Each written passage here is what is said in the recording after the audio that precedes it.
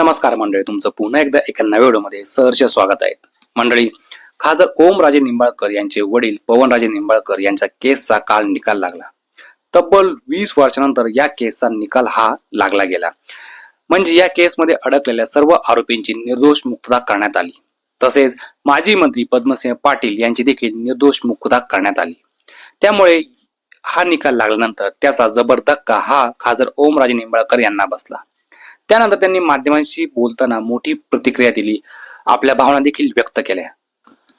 खासदार ओमराजे निंबाळकर असे म्हटले की गेल्या 20 वर्षांपासून आरोपींना कशा पद्धतीने शासन व्हावे यासाठी आम्ही प्रयत्न करत होतो की आरोपींना कशा पद्धतीने शिक्षा व्हायला पाहिजे. मात्र जो काही निकाल लागला तो अत्यंत दुर्दैवी निकाल लागला.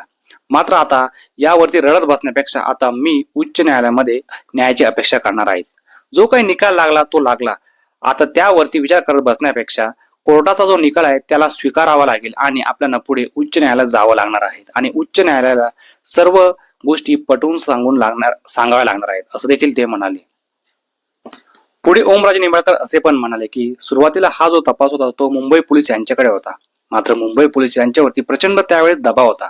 नंतर हे जे प्रकरण होतं ते सीआयडी कडे देण्यात आलं. मात्र त्यांच्यावर देखील अशाच पद्धतीने दबाव टाकण्यात आला. मात्र मी एवढंच सांगेल की वाईटाला जास्त बळ देण्याची गरज पडत नाही, चांगल्याला जास्त बळ हे द्यावं लागतं एवढंच मी म्हणेल. आणि मी आता उच्च न्यायालयामध्ये यासाठी आता न्याय मागणार आहेत असं देखील ओमराजे निंबाळकर म्हणाले. तर तुम्हाला या सर्व गोष्टींबद्दल काय वाटतं आपलं देखील मत नक्की व्यक्त करा. व्हिडिओ आवडला असेल जास्तीत जास्त शेअर सुद्धा नक्की करा. धन्यवाद.